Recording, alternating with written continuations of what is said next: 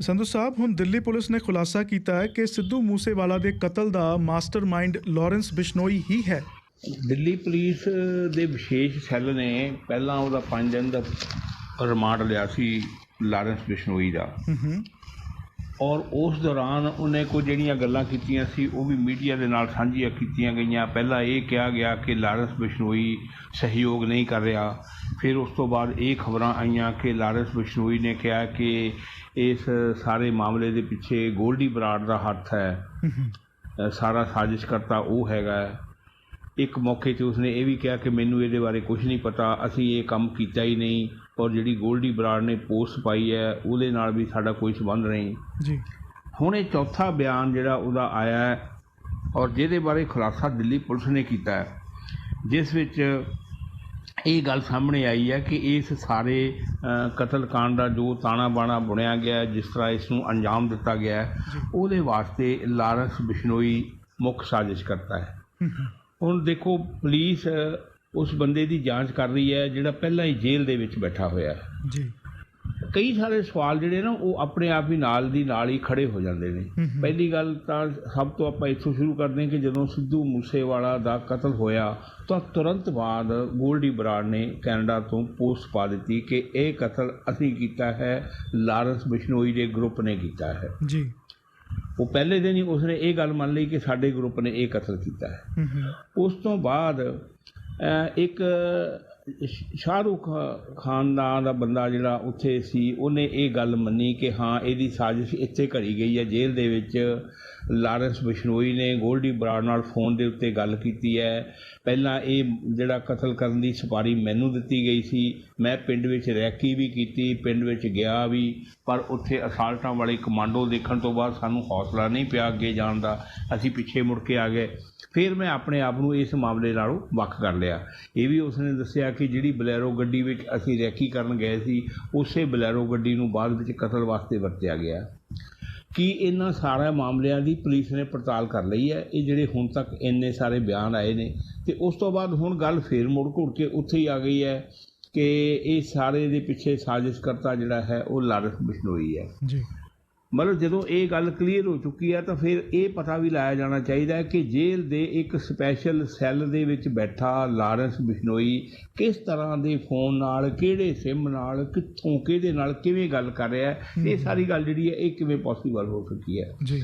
ਜੇ ਇੱਕ ਮੁਲਜ਼ਮ ਜਿਹੜਾ ਹੈ ਪਹਿਲਾਂ ਹੀ ਉਹ ਖਤਰਨਾਕ ਮੁਲਜ਼ਮ ਹੈ, ਕਈ ਮਾਮਲਿਆਂ ਦੇ ਵਿੱਚ ਉਹ ਜ਼ਿੰਮੇਵਾਰ ਹੈ, ਜਿਹਦੇ ਵਿੱਚ ਉਹ ਜੇਲ੍ਹ ਦੇ ਵਿੱਚ ਸਜ਼ਾ ਭੁਗਤ ਰਿਹਾ ਹੈ, ਜੇ ਉਸ ਨੂੰ ਜੇਲ੍ਹ ਵਿੱਚ ਬੈਠੇ ਨੂੰ ਵੀ ਅਸੀਂ ਕੰਟਰੋਲ ਨਹੀਂ ਕਰ ਸਕਦੇ ਤਾਂ ਜਿਹੜੇ ਬਾਹਰ ਸਮਾਜ ਦੇ ਵਿੱਚ ਖੁੱਲ੍ਹੇਆਮ ਵਿਚਰ ਰਹੇ ਨੇ, ਤੁਰੇ ਫਿਰਦੇ ਨੇ, ਕੌਣ ਕਿੱਥੇ ਫਿਰ ਰਿਹਾ ਕਿੱਥੇ ਨਹੀਂ ਫਿਰ ਰਿਹਾ। ਕੋਈ ਕਹਿ ਰਿਹਾ ਕਿ ਇਹਦੇ ਨਾਲ 400 ਸ਼ਾਰਪ ਸ਼ੂਟਰ ਨੇ, ਕੋਈ ਕਹਿ ਰਿਹਾ ਇਹਦੇ ਨਾਲ 600 ਸ਼ਾਰਪ ਸ਼ੂਟਰ ਨੇ, ਕੋਈ ਕਹਿ ਰਿਹਾ ਕਿੰਨੇ ਗੈਂਗ ਨੇ, ਕੋਈ ਕੁਛ ਕਹਿ ਰਿਹਾ, ਕੋਈ ਕੁਛ ਕਹਿ ਰਿਹਾ।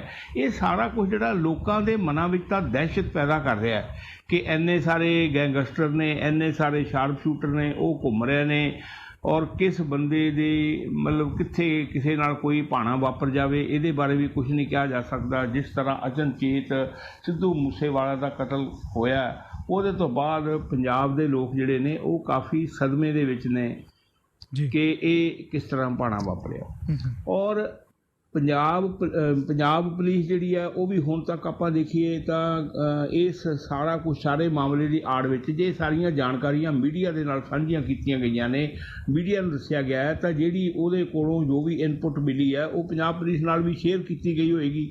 ਨਹੀਂ ਵੀ ਸ਼ੇਅਰ ਕੀਤੀ ਗਈ ਤਾਂ ਵੀ ਪੰਜਾਬ ਪੁਲਿਸ ਨੂੰ ਪਤਾ ਹੈ ਕਿ ਇਹ ਮਾਮਲਾ ਕਿੱਥੇ ਜਾ ਰਿਹਾ ਹੈ।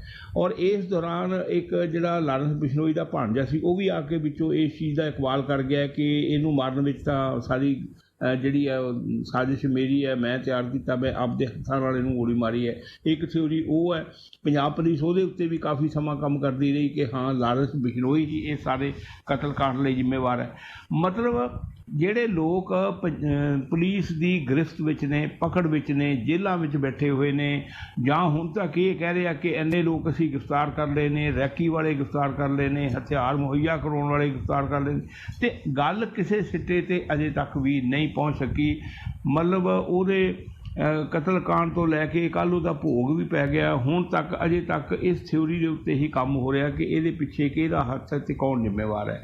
ਹੁਣ ਇਹ ਸਾਰਾ ਕੁਝ ਕਰਕੇ ਪੁਲਿਸ ਕੀ ਸਾਬਤ ਕਰਨਾ ਚਾਹੁੰਦੀ ਹੈ, ਕਿਉਂਕਿ ਜਿਹੜਾ ਲਾਰੈਂਸ ਬਿਸ਼ਨੋਈ ਹੈ ਜਾਂ ਹੋਰ ਜਿਹੜੇ ਗੈਂਗਸਟਰ ਫੜੇ ਗਏ ਨੇ, ਲੋਕਾਂ ਨਾਲ ਉਹਨਾਂ ਦਾ ਕੋਈ ਰਾਬਤਾ ਨਹੀਂ ਹੁੰਦਾ, ਮੀਡੀਆ ਨਾਲ ਤੇ ਉਹਨਾਂ ਦਾ ਕੋਈ ਰਾਬਤਾ ਨਹੀਂ ਹੁੰਦਾ। ਉਹਨਾਂ ਤੋਂ ਪੁੱਛਗਿੱਛ ਤਾਂ ਪੁਲਿਸ ਕਰ ਰਹੀ ਹੈ, ਏਜੰਸੀਆਂ ਕਰ ਰਹੀਆਂ ਨੇ, ਪੁਲਿਸ ਹੀ ਅੱਗੇ ਜਾਣਕਾਰੀ ਦੇ ਰਹੀ ਹੈ, ਏਜੰਸੀਆਂ ਹੀ ਅੱਗੇ ਜਾਣਕਾਰੀ ਦੇ ਰਹੀਆਂ ਨੇ ਜੀ।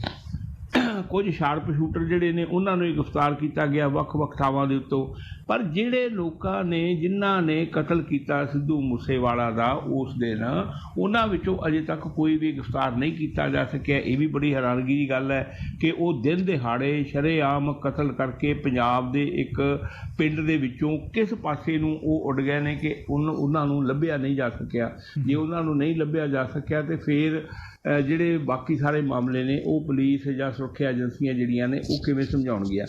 ਹੁਣ ਲੱਗਦਾ ਇਹ ਆ ਕਿ ਕਾਹਲੀ ਵਿੱਚ ਜਿਵੇਂ ਇਸ ਮਾਮਲੇ ਨੂੰ ਨਿਪਟਾਉਣ ਦੀ ਕੋਸ਼ਿਸ਼ ਵੀ ਹੋ ਰਹੀ ਹੈ, ਕਿਉਂਕਿ ਸੰਗਰੂਰ ਦੀ ਚੋਣ ਅੱਗੇ ਆ ਰਹੀ ਹੈ। ਸਾਰੀਆਂ ਪਾਰਟੀਆਂ ਵਾਸਤੇ ਉਹ ਸਵਾਲ ਬਣਿਆ ਹੋਇਆ। ਕੇਂਦਰ ਸਰਕਾਰ ਦੇ ਉੱਤੇ ਵੀ ਉਂਗਲ ਉੱਠਣੀ ਹੈ, ਪੰਜਾਬ ਸਰਕਾਰ ਦੇ ਉੱਤੇ ਵੀ ਉਂਗਲ ਉੱਠਣੀ ਹੈ।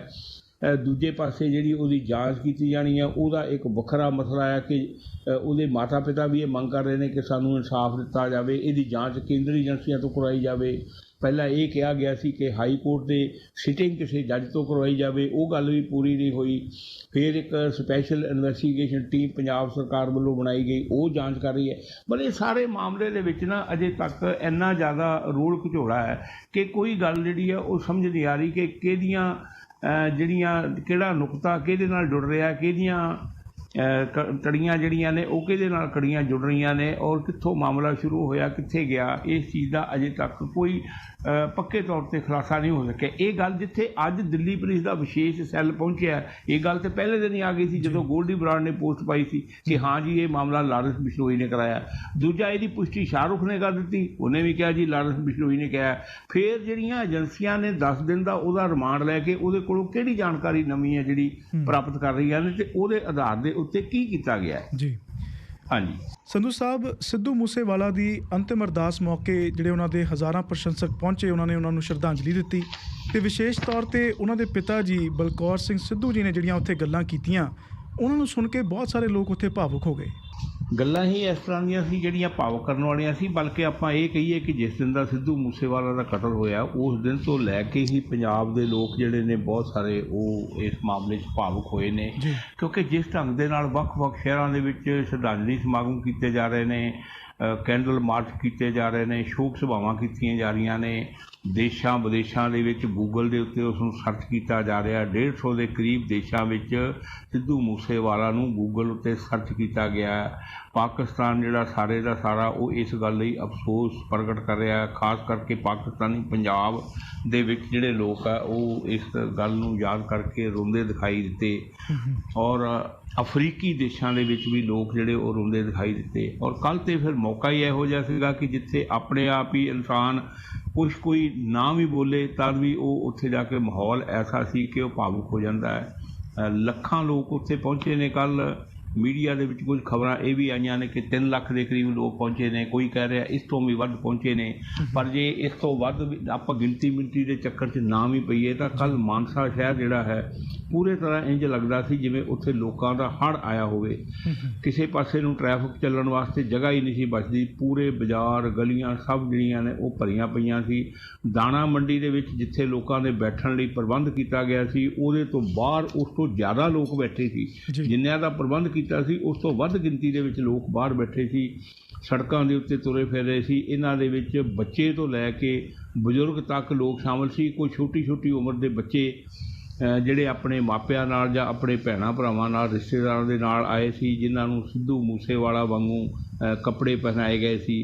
ਕੁਝ ਜਿਹੜੇ ਨੌਜਵਾਨ ਆਏ ਸੀ ਉਹਨਾਂ ਨੇ ਹੱਥਾਂ ਦੇ ਵਿੱਚ ਉਹਦੇ ਪੋਸਟਰ ਫੜੇ ਹੋਏ ਸੀ, ਕਈਆਂ ਨੇ ਸ਼ਰਟਾਂ ਪਾਈਆਂ ਸੀ ਜਿਨ੍ਹਾਂ ਦੇ ਉੱਤੇ ਸਿੱਧੂ ਮੂਸੇਵਾਲਾ ਦੀ ਫੋਟੋ ਬਣੀ ਹੋਈ ਸੀ। ਔਰ ਉੱਥੇ ਰੁੱਖ ਬੂਟੇ ਵੰਡਣ ਦੀ ਵੀ ਇੱਕ ਮੁਹਿੰਮ ਚਲਾਈ ਗਈ ਜਿਹਦੇ ਵਿੱਚ 20,000 ਤੋਂ ਵੱਧ ਬੂਟੇ ਵੰਡੇ ਗਏ। ਇੱਕ ਖੂਨਦਾਨ ਕੈਂਪ ਲਾਇਆ ਗਿਆ ਜਿਹਦੇ ਵਿੱਚ 1,000 ਯੂਨਿਟ ਦੇ ਕਰੀਬ ਉੱਥੇ ਖੂਨ ਹੈ ਜਿਹੜਾ ਉਹ ਵੀ ਇਕੱਠਾ ਹੋਇਆ। ਔਰ ਇਹਦੇ ਨਾਲ ਫਿਰ ਜੋ ਕੁਛ ਸਿੱਧੂ ਮੂਸੇਵਾਲਾ ਦੇ ਪਿਤਾ ਨੇ ਕਿਹਾ ਅਤੇ ਜੋ ਕੁਛ ਉਹਦੀ ਮਾਤਾ ਨੇ ਕਿਹਾ ਉਹ ਸੱਚਮੁੱਚ ਹੀ ਭਾਵੁਕ ਕਰਨ ਵਾਲੀਆਂ ਗੱਲਾਂ ਸੀ। ਉਹਨਾਂ ਨੇ ਕਿਹਾ ਕਿ ਮੈਨੂੰ ਅਜੇ ਤੱਕ ਇਹ ਨਹੀਂ ਪਤਾ ਲੱਗ ਸਕਿਆ ਕਿ ਮੇਰੇ ਬੇਟੇ ਦਾ ਕਸੂਰ ਕੀ ਸੀ, ਉਹਨੂੰ ਕਿਸ ਗੱਲ ਵਾਸਤੇ ਕਤਲ ਕੀਤਾ ਗਿਆ। ਉਹ ਇੱਕ ਸੱਚਾ ਸੁੱਚਾ ਇਨਸਾਨ ਸੀ, ਠੀਕ ਰਸਤੇ ਉੱਤੇ ਚੱਲਦਾ ਸੀ, ਸਭ ਨੂੰ ਪਿਆਰ ਕਰਦਾ ਸੀ, ਸਭ ਦਾ ਸਤਿਕਾਰ ਕਰਦਾ ਸੀ, ਘਰਦਿਆਂ ਨਾਲ ਵੀ ਉਹਦਾ ਇੰਨਾ ਜ਼ਿਆਦਾ ਪਿਆਰ ਸੀ। ਔਰ ਥੋੜ੍ਹੀ ਜਿਹੀ ਉਮਰ ਦੇ ਵਿੱਚ ਉਹਨੇ ਇੰਨੀਆਂ ਜ਼ਿਆਦੀਆਂ ਮੱਲਾਂ ਮਾਰੀਆਂ। ਉਹਨਾਂ ਦੇ ਪਿਤਾ ਨੇ ਦੱਸਿਆ ਕਿ ਉਹਨੇ ਕਦੀ ਆਪਣੇ ਕੋਲ ਜਿਹੜਾ ਹੈ ਬਟੂਆ ਹੀ ਨਹੀਂ ਰੱਖਿਆ ਸੀ, ਕੋਈ ਪਰਸ ਨਹੀਂ ਰੱਖਿਆ ਸੀ ਕਦੇ। ਜਦੋਂ ਪੈਸਿਆਂ ਦੀ ਲੋੜ ਹੁੰਦੀ ਸੀ ਤੇ ਪਿਤਾ ਕੋਲੋਂ ਮੰਗ ਲੈਂਦਾ ਸੀ ਜਾਂ ਫਿਰ ਆਪਣਾ ਕੋਈ ਉਹ ਗੀਤ ਵੇਚ ਦਿੰਦਾ ਸੀ। ਅਸਲ ਵਿੱਚ ਇਹ 2016-17 ਦੇ ਵਿੱਚ ਲਾਈਟ ਦੇ ਵਿੱਚ ਆਇਆ ਸਿੱਧੂ ਮੂਸੇਵਾਲਾ, ਔਰ 4-5 ਸਾਲਾਂ 'ਚ 6 ਸਾਲਾਂ ਦੇ ਵਿੱਚ ਉਹਨੇ ਉਹ ਕੁਝ ਹਾਸਲ ਕਰ ਲਿਆ ਜਿਹੜਾ ਕਈ ਵਾਰ ਸਾਰੀ ਜ਼ਿੰਦਗੀ ਦੇ ਵਿੱਚ ਵੀ ਵੱਡੇ ਵੱਡੇ ਕਲਾਕਾਰ ਜਾਂ ਵੱਡੇ ਵੱਡੇ ਪਰਸਨੈਲਿਟੀਜ਼ ਆ, ਜਿਹੜੀਆਂ ਸੈਲੀਬ੍ਰਿਟੀਜ਼ ਆ, ਉਹ ਹਾਸਲ ਨਹੀਂ ਕਰ ਸਕਦੀਆਂ ਜੋ ਕੁਛ ਉਸ ਨੇ ਹਾਸਲ ਕਰ ਲਿਆ। ਇਸ ਦੇ ਨਾਲ ਹੀ ਸਿੱਧੂ ਮੂਸੇਵਾਲਾ ਦੇ ਪਿਤਾ ਨੇ ਇਹ ਗੱਲ ਵੀ ਕਹੀ ਕਿ ਅਸੀਂ ਹਰ ਕੋਸ਼ਿਸ਼ ਕਰਾਂਗੇ ਕਿ ਉਸ ਦੀ ਆਵਾਜ਼ ਨੂੰ ਜਿੰਦਾ ਰੱਖਿਆ ਜਾਵੇ। ਦੂਜੀ ਗੱਲ ਉਹਨਾਂ ਕਿਹਾ ਕਿ ਜਦੋਂ ਤੱਕ ਇਨਸਾਫ ਨਹੀਂ ਮਿਲਦਾ ਉਦੋਂ ਤੱਕ ਅਸੀਂ ਗੋਡੇ ਨਹੀਂ ਟੇਕਾਂਗੇ। ਅਤੇ ਮੀਡੀਆ ਨੂੰ ਅਤੇ ਲੋਕਾਂ ਨੂੰ, ਸਿਆਸੀ ਪਾਰਟੀਆਂ ਨੂੰ ਉਹਨਾਂ ਨੇ ਅਪੀਲ ਕੀਤੀ ਕਿ ਮੇਰੇ ਬੇਟੇ ਦਾ ਨਾਂ ਕਿਸੇ ਵਿਵਾਦ ਵਿੱਚ ਨਾ ਘਸੀਟਿਆ ਜਾਵੇ। ਉਹ ਨਾ ਕਿਸੇ ਨਾਲ ਜੁੜਿਆ ਸੀ, ਨਾ ਕਿਸੇ ਵਿਵਾਦ ਵਿੱਚ ਸ਼ਾਮਲ ਸੀ, ਨਾ ਉਸਨੇ ਕੁਛ ਅਜਿਹਾ ਕੀਤਾ ਹੈ। ਅਤੇ ਦੂਜੀ ਗੱਲ ਉਹਨਾਂ ਨੇ ਇਹ ਵੀ ਕਹੀ ਕਿ ਮੈਂ ਆਉਣ ਵਾਲੇ ਦਿਨਾਂ ਵਿੱਚ ਵੀ ਆਪਣੇ ਬੇਟੇ ਦੇ ਸੰਬੰਧ ਵਿੱਚ ਜਾਂ ਆਪਣੇ ਵੱਲੋਂ ਕੁਝ ਸੰਦੇਸ਼ ਦੇਣਾ ਹੋਵੇਗਾ, ਮੈਂ YouTube 'ਤੇ Facebook 'ਤੇ ਲਾਈਵ ਹੋ ਕੇ ਫਿਰ ਵੀ ਗੱਲ ਕਰਾਂਗਾ। ਪਰ ਹੁਣ ਜੋ ਕੁਛ ਭਾਣਾ ਵਾਪਰਿਆ ਹੈ ਇਸ ਨੂੰ ਅਸੀਂ ਸਿਰ ਮੱਥੇ ਦੇ ਉੱਤੇ ਮੰਨਦੇ ਹਾਂ। ਮੇਰਾ ਬੇਟਾ ਜਦੋਂ ਵੀ ਘਰੋਂ ਨਿਕਲਦਾ ਸੀ ਸਾਰਿਆਂ ਨੂੰ ਮਿਲ ਕੇ ਗਲਵੱਕੜੀ ਪਾ ਕੇ ਫਿਰ ਬਾਹਰ ਜਾਂਦਾ ਸੀ, ਔਰ ਉਹਨਾਂ ਦੇ ਮਾਤਾ ਜੀ ਜਿਹੜੇ ਆ ਉਹਨਾਂ ਦੇ ਮੱਥੇ ਉੱਤੇ ਟਿੱਕਾ ਲਗਾਉਂਦੇ ਸੀ। ਪਰ ਉਸ ਦਿਨ ਜਿਹੜੇ ਉਹਨਾਂ ਦੇ ਮਾਤਾ ਜੀ ਆ ਉਹ ਕਿਸੇ ਭੋਗ ਸਮਾਗਮ ਵਿੱਚ ਗਏ ਹੋਏ ਸੀ, ਟਿੱਕਾ ਨਹੀਂ ਲਗਾ ਸਕੇ, ਅਤੇ ਉਸ ਤੋਂ ਬਾਅਦ ਫਿਰ ਉਹਨਾਂ ਨੂੰ ਕਦੀ ਹੁਣ ਜ਼ਿੰਦਗੀ ਭਰ ਦੇ ਵਿੱਚ ਟਿੱਕਾ ਲਗਾਉਣ ਦਾ ਮੌਕਾ ਨਹੀਂ ਮਿਲੇਗਾ। ਆਪਣੇ ਦਮ ਉੱਤੇ ਉਸਨੇ ਪੜ੍ਹਾਈ ਕੀਤੀ ਔਰ ਸਾਈਕਲ ਚਲਾ ਕੇ ਛੋਟੀ ਦੂਜੀ ਤੀਜੀ ਜਮਾਤ ਤੋਂ ਸਾਈਕਲ ਚਲਾ ਕੇ ਉਹ ਪੜ੍ਹਾਈ ਕਰਨ ਵਾਸਤੇ ਜਾਂਦਾ ਰਿਹਾ। ਉਹਨਾਂ ਦੇ ਮਾਤਾ ਜੀ ਨੇ ਵੀ ਇਹ ਗੱਲ ਕੀਤੀ ਕਿ ਜੇ ਤੁਸੀਂ ਨੌਜਵਾਨਾਂ ਨੂੰ, ਲੋਕਾਂ ਨੂੰ ਅਪੀਲ ਕੀਤੀ ਕਿ ਮੇਰੇ ਬੇਟੇ ਨੂੰ ਪਿਆਰ ਕਰਦੇ ਹੋ, ਯਾਦ ਕਰਦੇ ਹੋ, ਉਸ ਨੂੰ ਸੱਚੀ ਸੁੱਚੀ ਸ਼ਰਧਾਂਜਲੀ ਇਹੀ ਆ ਕਿ ਆਪਾਂ ਵਾਤਾਵਰਨ ਨੂੰ ਹਰਿਆ ਭਰਿਆ ਬਣਾਈਏ। ਇੱਥੇ ਲੱਖਾਂ ਕਰੋੜਾਂ ਦੀ ਗਿਣਤੀ ਦੇ ਵਿੱਚ ਰੁੱਖ ਕੱਟੇ ਜਾ ਰਹੇ ਨੇ, ਔਰ ਰੁੱਖ ਕੱਟਣ ਦੇ ਵਿੱਚ ਸਰਕਾਰਾਂ ਖੁਦ ਹੀ ਸ਼ਾਮਲ ਨੇ। ਪਿਛਲੇ ਦਿਨ ਹੀ ਇੱਕ ਮੰਤਰੀ ਕੈਪਟਨ ਅਮਰਿੰਦਰ ਸਿੰਘ ਦੀ ਸਰਕਾਰ ਦਾ ਫੜਿਆ ਗਿਆ, ਜਿਹੜਾ 500 ਰੁਪਏ ਲੈ ਕੇ ਤੇ ਰੁੱਖ ਸਾਰੇ ਕਟਾਈ ਜਾਂਦਾ ਸੀ, ਜਿਹਨੇ ਪਤਾ ਨਹੀਂ ਕਿੰਨਾ ਕੁ ਤਹਿਸ ਨਹਿਸ ਕਰ ਦਿੱਤਾ ਜੰਗਲ। ਅਤੇ ਮਤਲਬ ਇਹ ਕਿੰਨੀ ਸ਼ਰਮਨਾਕ ਗੱਲ ਹੈ ਕਿ ਜਿਹੜੀਆਂ ਸਰਕਾਰਾਂ ਦੇ ਉੱਤੇ ਜ਼ਿੰਮੇਵਾਰੀ ਹੈ ਕਿ ਉਹਨਾਂ ਨੇ ਇਸ ਕੰਮ ਦੀ ਹਿਫਾਜ਼ਤ ਕਰਨੀ ਹੈ, ਦੇਖਭਾਲ ਕਰਨੀ ਹੈ, ਰੁੱਖਾਂ ਨੂੰ ਬਚਾਉਣਾ ਹੈ, ਪੌਣ ਪਾਣੀ ਨੂੰ ਬਚਾਉਣਾ ਹੈ, ਉਹ ਆਪ ਹੀ ਉਹਦਾ ਬੇੜਾ ਗਰਕ ਕਰਨ ਲੱਗੇ ਹੋਏ ਨੇ ਸਿਰਫ ਕੁਝ ਪੈਸਿਆਂ ਦੇ ਲਾਲਚ ਵਿੱਚ। ਅਤੇ ਦੂਜੇ ਪਾਸੇ ਉਹ ਮਾਪੇ ਨੇ ਜਿਨ੍ਹਾਂ ਨੇ ਆਪਣਾ ਜਵਾਨ ਪੁੱਤਰ ਜਿਹੜਾ ਸੀ ਉਹ ਗਵਾ ਲਿਆ, ਅਤੇ ਹੁਣ ਉਹ ਇਸ ਗੱਲ ਦੀ ਅਪੀਲ ਲੋਕਾਂ ਨੂੰ ਕਰ ਰਹੇ ਨੇ ਕਿ ਮੇਰੇ ਬੱਚੇ ਨੂੰ ਸੱਚੀ ਸੁੱਚੀ ਸ਼ਰਧਾਂਜਲੀ ਇਹ ਹੀ ਹੈ ਕਿ ਤੁਸੀਂ ਰੁੱਖ ਲਾਓ ਵੱਧ ਤੋਂ ਵੱਧ ਅਤੇ ਵਾਤਾਵਰਨ ਨੂੰ ਹਰਿਆ ਭਰਿਆ ਬਣਾਓ। ਕਿਉਂਕਿ ਪੌਣ ਪਾਣੀ ਦੇ ਪ੍ਰਦੂਸ਼ਣ ਹੋਣ ਕਾਰਨ ਮਾਲਵਾ ਦੀ ਜਿਹੜੀ ਕਾਟਨ ਬੈਲਟ ਹੈ ਉਹ ਕੈਂਸਰ ਦੀ ਸ਼ਿਕਾਰ ਹੈ।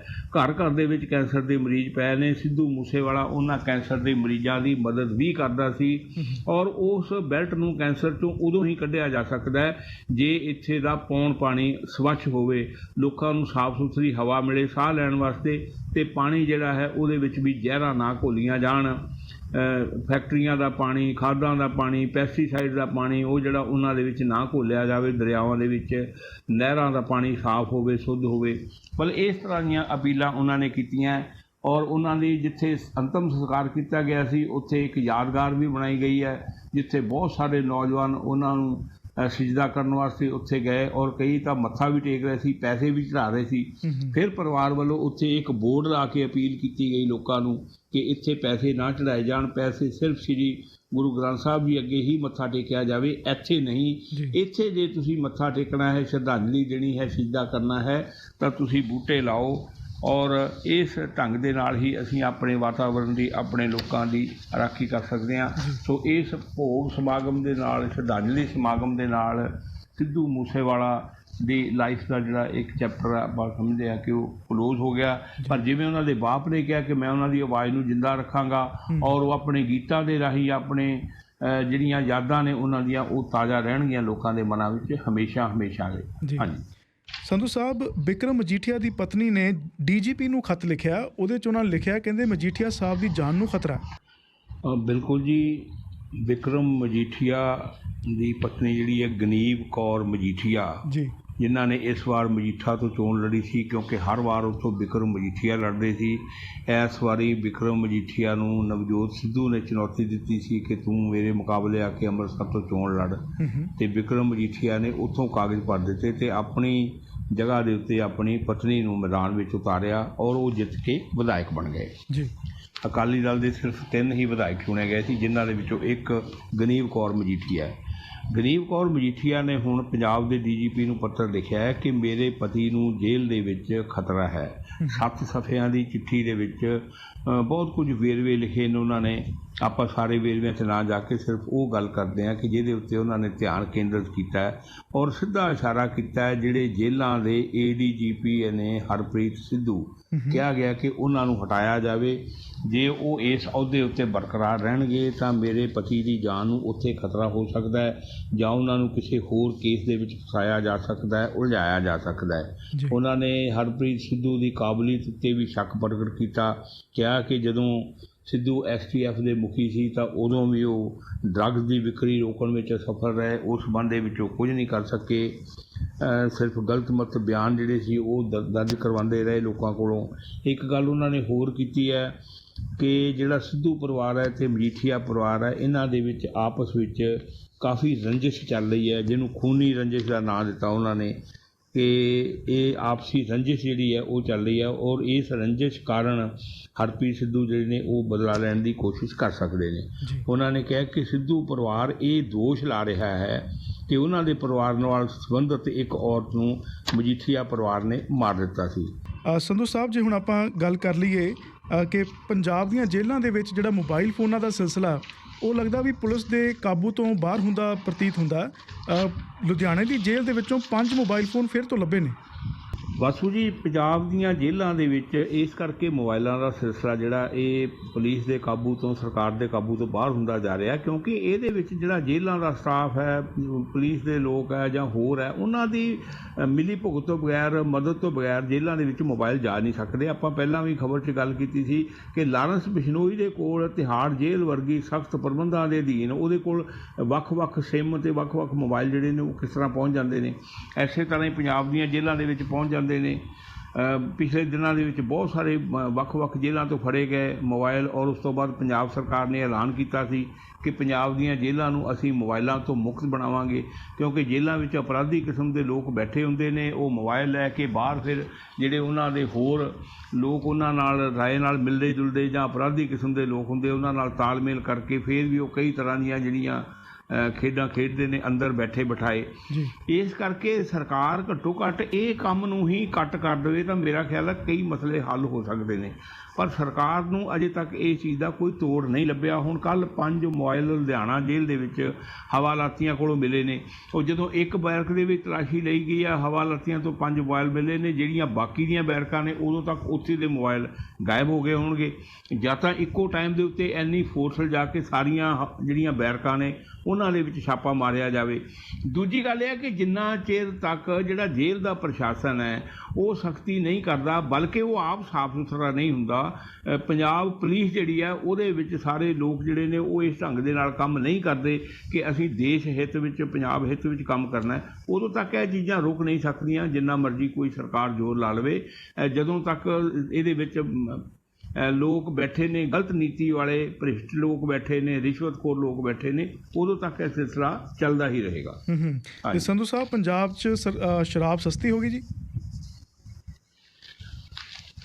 ਪੰਜਾਬ ਸਰਕਾਰ ਨੇ ਜਿਹੜੇ ਬਾਕੀ ਦੇ ਹੁਣ ਇਸ ਸਾਲ ਦੇ 9 ਮਹੀਨੇ ਰਹਿੰਦੇ ਨੇ ਉਹਨਾਂ ਵਾਸਤੇ ਉਹਨਾਂ ਨੇ ਜਿਹੜੀ ਆਬਕਾਰੀ ਨੀਤੀ ਹੈ, ਪਰਸੋਂ ਕੈਬਨਿਟ ਦੀ ਮੀਟਿੰਗ ਹੋਈ ਸੀ ਉਹਦੇ ਵਿੱਚ ਉਸ ਨੂੰ ਪ੍ਰਵਾਨਗੀ ਦੇ ਦਿੱਤੀ ਹੈ। ਤੇ ਉਹਦਾ ਕਾਰਨ ਇੱਕ ਇਹ ਦੱਸਿਆ ਸਸਤੀ ਸ਼ਰਾਬ ਕਰਨ ਦਾ, ਕਿਉਂਕਿ ਗੁਆਂਢੀ ਜਿਹੜੇ ਸੂਬੇ ਨੇ ਹਰਿਆਣਾ ਹੈ, ਹਿਮਾਚਲ ਹੈ, ਚੰਡੀਗੜ੍ਹ ਹੈ, ਉੱਥੇ ਸ਼ਰਾਬ ਸਸਤੀ ਹੈ।